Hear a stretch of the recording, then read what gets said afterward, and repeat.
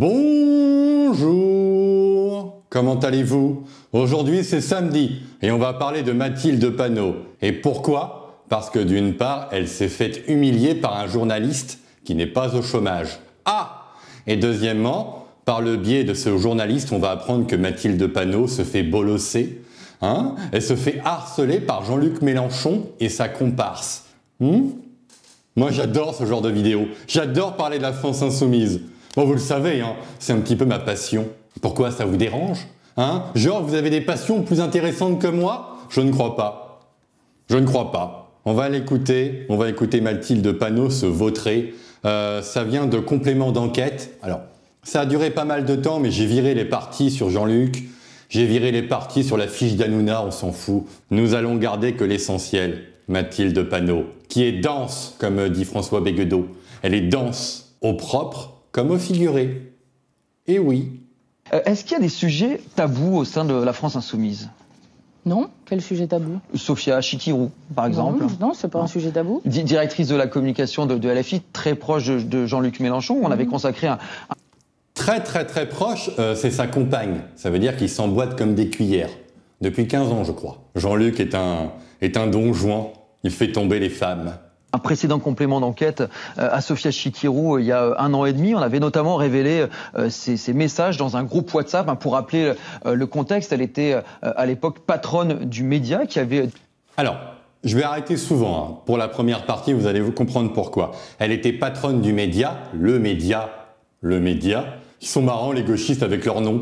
Avec Gérard Miller. Le fameux Gérard Miller, l'ami des femmes. Et pendant ce laps de temps, parce qu'elle s'est fait dégager depuis, il y a eu des abus de biens sociaux. Alors, c'est pas sûr, d'accord, c'est juste des présomptions. Et un management assez brutal, avec du harcèlement. Elle a eu des propos homophobes que nous allons entendre tout de suite, par le biais, encore une fois, de ce journaliste qui n'est pas au chômage. Diffuser une fausse information. Il y aurait eu un mort lors de l'évacuation du campus de Tolbiac, qui s'était révélé faux. Les journalistes du média voulaient publier un communiqué et Sophia Chikirou avait répondu ceci: ce communiqué, ils vont le signer et se le mettre dans le cul profond, cette bande de tafioles de merde. Petit contexte pour rappeler un petit peu Tolbiac, c'était il y a 7 ans. C'était des étudiants crasseux de gauche qui avaient pris en otage l'université. Ils avaient foutu le bordel et ils avaient tout pété. La raison, j'ai complètement oublié, il me semble que c'était contre Macron.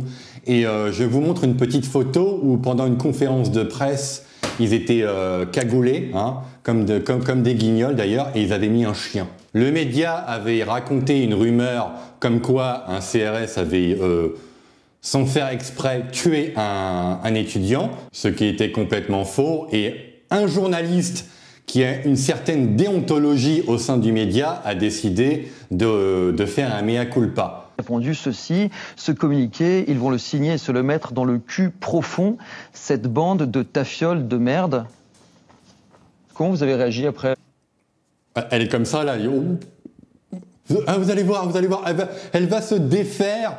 Vous savez, de son image comme ça, un peu austère. Elle va se défaire de tout ça dans pas longtemps. Ces révélations il y a 1 an et demi. déjà répondu. En fait, alors, elle nous a jamais répondu, et vous non plus, sur le sujet de Sophia Chikirou. Si, j'ai déjà répondu. Absolument jamais. Évidemment, cette expression... Non, tu n'as pas répondu sur le terme tafiole. Tu as répondu sur le terme punaise de lit. De Madame Chikirou accusant vos partenaires des punaises de lit, c'est-à-dire personne n'a comparé aucune personne à des punaises de lit. Sophia Chikirou. Tu as répondu et d'ailleurs tu as nié. Non plus sur le sujet de Sophia Chikirou. Si, j'ai déjà répondu. Absolument jamais. Évidemment, cette expression est une expression qui a une connotation homophobe. Sophia Chikirou l'a dit elle-même, qui intervient dans une... Je n'ai pas trouvé l'article. Elle n'a rien dit du tout. Elle a rien dit. Elle a fait comme d'habitude. Elle a passé tout sous le tapis. Conversation privée. Professionnelle, avec plusieurs personnes. Oui, d'accord.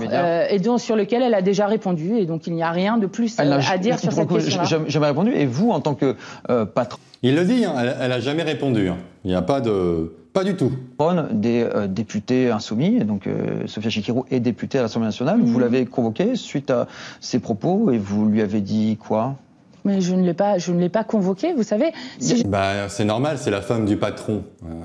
Quand même pas convoquer la femme du patron. Sinon, tu vas encore finir en larmes. Ah, vous allez voir. Encore pleurer, Mathilde. Il n'y a pas eu de suite. Ah bah, si je devais convoquer l'ensemble des députés qui sont salis par la presse, je devrais me convoquer moi-même. Et si vous deviez convoquer... Vous savez, par exemple... Non, mais si vous deviez convoquer chaque... Donc, elle a des propos homophobes. La presse reprend ça. Donc, la presse salie. On a Andy Kerbrat qui prend des stupéfiants avec l'argent de l'État. Pareil, la presse salie. Raphaël Arnaud, la presse salie aussi. Delogu qui tabasse une CPE, la presse salie. Canins, pareil, la presse salie. Donc, quand ça touche la France Insoumise, qui est un parti immaculé, la presse et nous, hein, tous les gens qui ont quelque chose à dire là-dessus, nous salissons la France Insoumise. Pourquoi pas? C'est pratique. C'est pratique. Oui, par exemple. Non, mais si vous deviez convoquer chaque député qui dit ta fiole de merde, on imagine quand même que c'est pas tous les jours. C'est des propos. Espérons quand même, hein, pour un parti de gauche. Dont je le redis, qui ont une connotation homophobe, ce que n'est pas Sophia Chikirou. Bah moi, je sais pas, tu vois, je dis pas ces mots-là. Quand tu dis ta fiole, c'est que quelque part, tu as un problème avec les homos. Bah moi, je sais pas, j'en sais rien. Mais je pense qu'elle l'est, sinon elle ne le dirait pas. Alors elle dit bande de feignasses, ne fais pas ça. Voilà. Écoutez, si vous me faites venir pour savoir exactement combien de fois j'ai convoqué tel député, je ne suis pas d'accord avec cela. Quand on commence à bah alors, t'es pas d'accord? Mince alors. Salir la gauche à ce point-là, c'est aussi comme ça qu'on prépare l'arrivée au pouvoir de l'extrême droite. Voilà, donc si les journalistes font des enquêtes, ça va salir la France Insoumise et quelque part, ça fait le jeu de l'extrême droite. Donc, au final, un peu comme ce qui s'est passé à Nantes là avec le jeune Turc qui se met à découper des gens en balançant des manifestes écolos, bah, au final, c'est la faute de l'extrême droite. Toujours. Il pleut le matin, c'est la faute de l'extrême droite. Et oui! Aussi le travail de la presse, au moment où on avait diffusé donc ce fameux complément d'enquête sur Sophia Chikirou, vous aviez envoyé un message en interne à tous les députés insoumis sur le fil Telegram, vous aviez qualifié notre émission de harcèlement, d'opération de dénigrement, et au final, un an après la diffusion du complément d'enquête, Sophia Chikirou a été mise en examen. Alors, il faut bien comprendre ce qui se passe à la France Insoumise. Quand il y a des journalistes qui mènent des enquêtes, eux, ils vont sur un fil Telegram et ils s'organisent en fait pour répondre ça, pour faire ci. Quand un député de la France Insoumise parle, c'est pas lui qui parle, c'est Jean-Luc Mélenchon derrière. Examen dans l'affaire des comptes de campagne de 2017 de Jean-Luc Mélenchon pour corruption et abus de confiance, ce qui prouve que c'était a priori un sujet d'intérêt général de s'intéresser à elle. Puisque nous ne sommes... Non. Sophia Chikirou n'est pas condamnée, personne d'entre nous n'est condamné. Elle est mise en examen pour corruption. Je vais vous dire, ça fait 8 ans. Elle est mise en examen. 8 ans. Que depuis, vous savez, La République, c'est moi, où on nous expliquait déjà que tout était fini. Alors là, je vais couper 30 secondes parce que soit elle est conne ou soit elle en fait exprès. Elle ment. Parce qu'en fait, l'affaire, vous vous souvenez, avec Mélenchon qui dit « La République, c'est moi !» Et la mise en examen de Sophia Chikirou, c'est la même histoire en fait. C'est exactement la même histoire, c'est les comptes de campagne de 2017. J'arrive pas vraiment à comprendre ce que tu es en train de dire parce que c'est les mêmes affaires. Il y a eu des perquisitions et ça a donné des mises en examen. Et elle dit que les gens n'ont pas été condamnés. Je rappelle que Jean-Luc Mélenchon a été condamné ce jour-là pour violence sur policiers et magistrats. Il y a un policier qui prend plus de mort. Et oui, Panot, nous n'allons pas tomber dans le panneau. Elle était facile, celle-là, elle était facile. Mais je l'ai écrite. Ouais, j'écris des blagues. Et alors ? Pour nous, que Jean-Luc Mélenchon, c'était fini, que la France Insoumise, c'était fini. Et à chaque fois, on essaie de désespérer les gens, et peut-être allez-vous faire ça aussi avec ce sujet-là, pour leur dire que c'est impossible. Est-ce que le fait qu'elle soit mise en examen... Ah non, il y avait une enquête, et l'enquête a mené à des mises en examen. Je le répète, Mathilde. Il n'y a pas... ça n'a rien à voir avec une vendetta contre vous. Vous avez tapé dans la caisse, et nous l'avons vu. Examen pour corruption, ça change quelque chose sur sa place? Non, je vais vous dire. Non, d'ailleurs, Sophia Chikirou n'est pas la seule à être mise en examen. D'accord, mais je vais vous dire. À d'autres moments? Non, c'est pas la seule. Ton ancien patron. Vous-même, vous avez... Pas Jean-Luc Mélenchon, son ancien patron. Réclamer la démission d'un ministre qui était mis en examen. Est-ce que là, ça change quelque chose à son statut? Personne ne s'interroge. Ou est-ce qu'elle est protégée de par sa proximité avec Jean-Luc Mélenchon? Non, pas du tout. Il y a d'autres députés. Pas du tout. Pas du tout. Qui sont mis en examen. Moi-même, je suis dans les affaires dont vous parlez. La campagne de Jean-Luc Mélenchon. Alors, elle est maligne sur ce coup-là parce qu'elle a dit oui, non, moi je suis pas mis en examen, je suis dans les affaires. C'est vrai, je vous mets le screen tout de suite. Quand elle bossait avant 2017 pour son ancien patron qui lui est impliqué, mais je crois qu'il est mort, à cette époque-là, elle était personne. Elle a travaillé pour l'Air du Peuple qui ont fait des fausses facturations pour la France Insoumise. Donc elle n'est pas impliquée, elle n'est pas mise en examen, elle ment, mais elle dit la vérité quand même. C'est vrai, mais c'est faux. Était la moins chère en nombre de voix et ça fait 8 ans que malgré la validation des comptes, on continue de nous chercher des choses au point qu'ils ont envoyé, comme si nous étions je ne sais quel gang terroriste, 100 policiers d'un coup pour faire des perquisitions dont nous ne savons toujours rien. C'est quoi, c'est un complot policier? Mais si, nous savons Mathilde, les perquisitions ont donné des mises en examen. Est-ce que tu arrives à comprendre, Mathilde? Franchement, j'ai l'impression qu'elle est bête. En fait, tu es bête. Soit t'en fais exprès, tu mens, parce que même pour le journaliste, il sait très bien ce qui s'est passé. Les perquisitions ont donné des mises en examen sur la même affaire, les comptes de campagne de 2017. Au secours, Mathilde! Tu plonges, tu sombres. Attends, c'est pas fini. Et du coup? Non, je crois qu'il y a une instrumentalisation de la justice contre les opposants politiques. Oh! Une instrumentalisation de la justice. Mince alors. Ça me rappelle quelqu'un, ça. Que nous sommes et que c'est compliqué. Vous avez la même défense que Marine Le Pen, condamnée pour des fonds publics. La différence, c'est qu'eux ont été condamnés pour avoir détourné 4,1 millions d'euros de l'argent public européen. Donc ça n'a rien à voir, en fait. Si, ça a à voir. Parce que Marine Le Pen, par exemple, n'a pas eu de problème sur ses comptes de campagne en 2017. Il y a l'affaire des comptes de campagne, je le répète encore une fois, et il y a l'affaire européenne, comme Marine Le Pen. Ou Mélenchon, il y a des suspicions comme quoi il aurait piqué un demi-million d'euros. Donc, c'est deux affaires vraiment distinctes. Marine Le Pen n'est condamnée que sur une, l'Europe. Encore une fois, sur les comptes de campagne, soyons précis, il n'y a pas d'affaire comme ça au RN. Comment tu vas t'en sortir de tout ça, Mathilde? Comment tu vas t'en sortir? Sors la carte de l'extrême droite, vite, vite. Nous avons détourné quel argent, dites-nous? Le fait d'avoir... Quel argent? 500 000 euros. Le fait d'avoir une députée qui est mise en examen pour corruption, ça n'est pas un problème. Elle est mise en examen, elle n'est pas condamnée. Ça va arriver, ne t'inquiète pas, ça va arriver. Nous allons regarder le deuxième extrait. Là où Mathilde pleure, elle pleure à chaudes larmes. Elle pleure parce que Jean-Luc Mélenchon la bolosse, il la bully, il la tape. Il envoie des messages méchants. Pauvre Mathilde. Daniel Simonet nous a raconté une autre anecdote qu'on n'a pas diffusée dans notre reportage et qu'on va vous faire écouter. On est en 2022, Adrien Quatennens vient d'être condamné. Là, elle est pas bien, là. Oula, qu'est-ce qui se passe? Qu'est-ce qu'ils vont me faire encore? À 4 mois de prison avec sursis pour violence conjugale. Il y a une réunion du groupe parlementaire à laquelle n'insiste pas Jean-Luc Mélenchon. Vous présidez cette réunion et apparemment, Jean-Luc Mélenchon est très présent à distance par votre intermédiaire. Regardez. Attends, je répète, Quatennens tabasse sa femme. La presse est au courant, l'affaire est partout. Il est jugé 4 mois avec sursis. Et la France Insoumise, les cadres, les députés, décident de se réunir pour le dégager en fait. Les députés, que ce soit Clémentine Autain, Mathilde Panot et les autres, voulaient que cet homme dégage. Sauf que Mélenchon ne voulait pas. Mélenchon voulait qu'il reste. Ça a fait toute une histoire, tellement d'histoires que Clémentine Autain va en parler. Et on va le voir dans la vidéo d'après, elle a été purgée à cause de ça. Voilà. Les faits sont les faits, Mathilde. C'est pour ça que t'as pleuré. Mathilde Panot me fait passer le message qu'elle se fait pourrir par Jean-Luc Mélenchon sur son téléphone. Donc Mélenchon n'est pas dans la salle, hein. Donc ça veut dire que pendant la réunion, Jean-Luc doit être informé par d'autres. Des traîtres. Des traîtres. De tout ce qui se dit, de tout ce qui se raconte. Ouh là là là là, elle est pas bien, elle est pas bien. La danse députée n'est pas bien, elle bouge. Qu'est-ce qui se passe? Tu n'es pas bien, Mathilde. Respire, ça va bien se passer.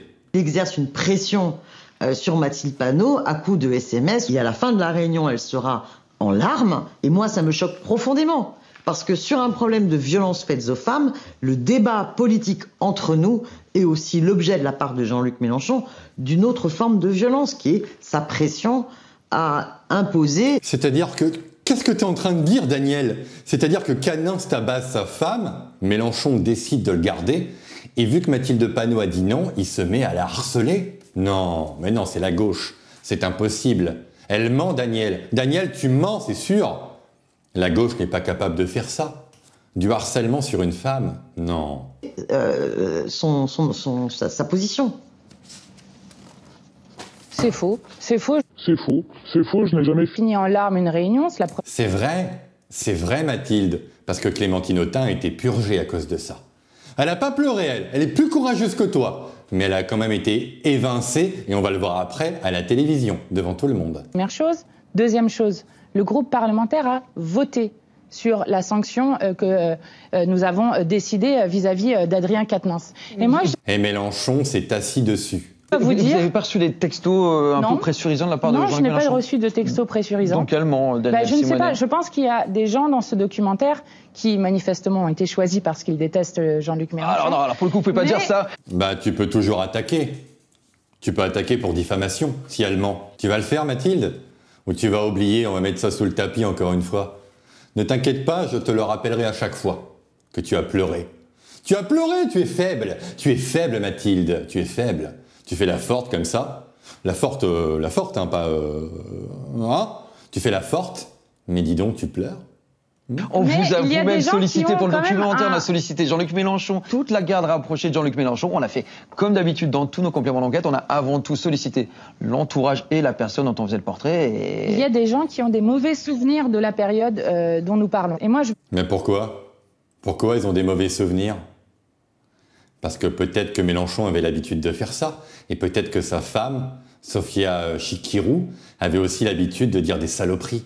Je veux le dire avec une forme d'humilité. Moi, je suis fière que mon mouvement politique prenne à bras-le-corps la... Encore une fois, là, elle est mal, elle est dans le mal, elle a envie de se barrer. À votre avis, quel va être son angle d'attaque? À votre avis? Bon, vous le savez déjà. Question des violences sexistes et sexuelles, et que justement, nous n'étouffions pas la question. Par exemple, est-ce que vous avez déjà entendu parler au Rassemblement national d'une affaire... Bah oui.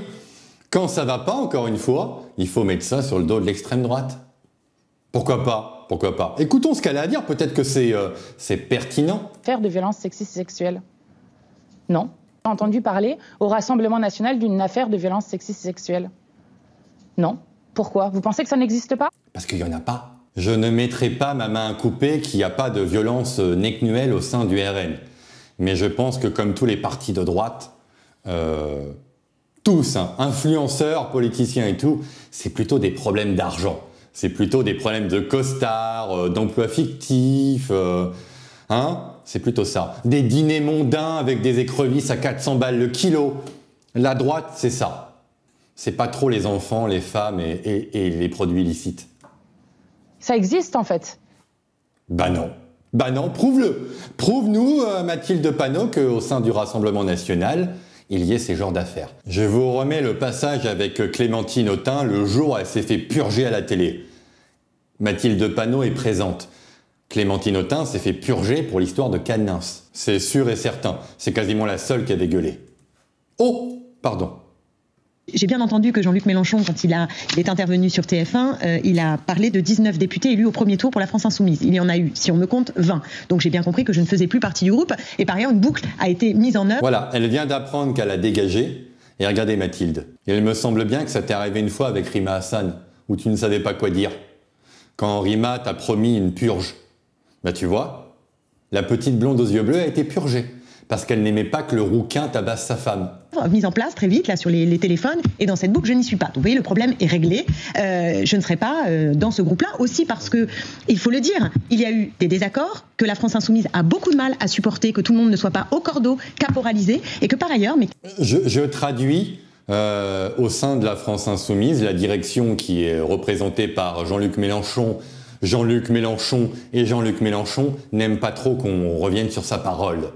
La parole du grand timonier est importante. Camarades qui ce soir, je tiens à le dire, ont gagné. Je pense à Hendrik Davy à Marseille, je pense à Alexis Corbière à Montreuil et à Daniel Simonet qui a réalisé... Daniel Simonet qui a dit que Mathilde Panot avait pleuré.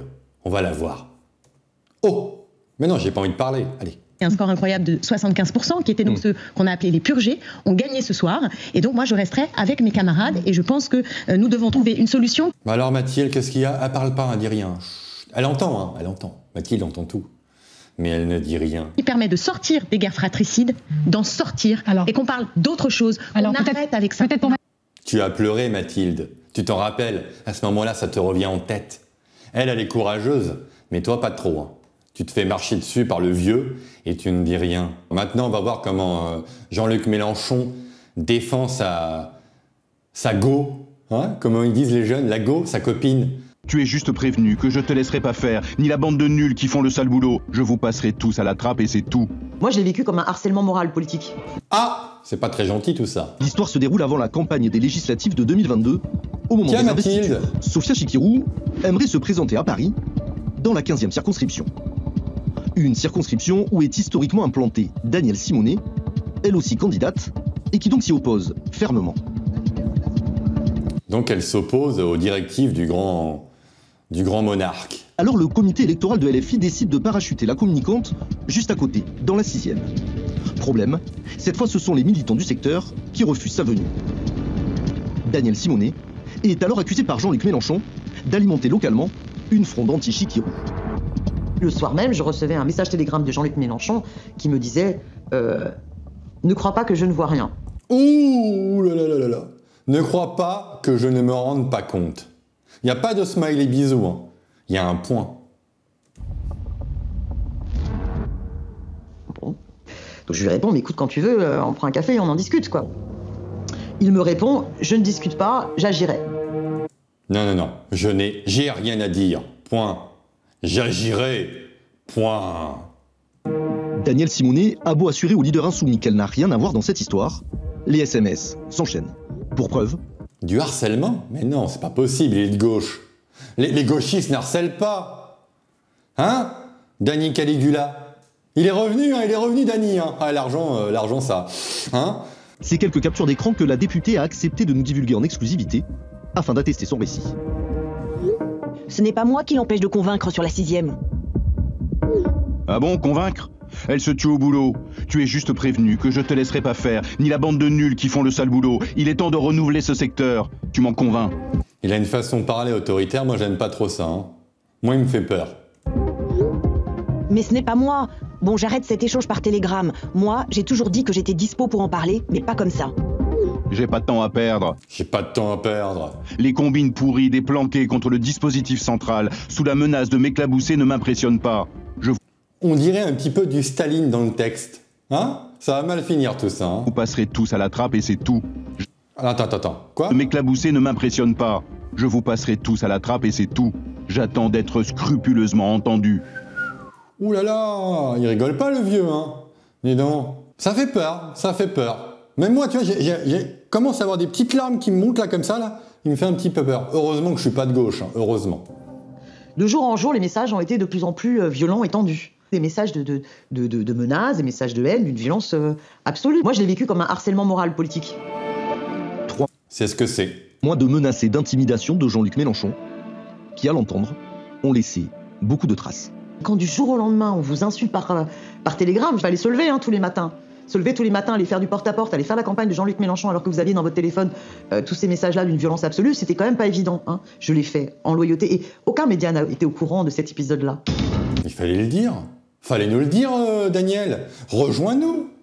Tu vas sur Frontières, alors ils vont être contents, ils vont le tapis rouge et tout. Alors madame, vous voulez trahir cette espèce de vieux salopard? Ah, il va être content, Florentin, il va être Jordan là. Hein, il va être heureux, Jordan. En larmes, et moi ça me choque profondément. Ah, moi aussi ça me choque, moi. Moi ça me choque aussi, Mathilde. Faut que tu en parles. Faut que tu viennes chez nous, encore une fois, tu vas sur VA+, ou sur Frontières, et tu viens nous parler de tes problèmes. On va t'écouter, nous, parce que moi, tu m'as pas l'air bien. J'ai même l'impression que tu te venges sur les pots de Nutella. Tu viens nous parler, et on va t'écouter, nous. On se fera un plaisir de t'écouter. D'accord? Qu'est-ce que t'en penses, ma petite Mathilde? Parce que tu vas pas tarder à te faire purger. Hein. Rima Hassan te l'a promis. Cette vidéo est terminée. Elle était sympa, hein. On s'est bien amusé. Hein. Ah, j'ai pas dit qu'il fallait s'abonner en début de vidéo. Bah tant pis. Hein. Abonnez-vous, likez, partagez, commentez. Dislikez si vous êtes un sale gauchiste. Bon, joyeux Noël! Bonne année, et bon samedi, bon dimanche, et tout ça, quoi. Hein? Au revoir.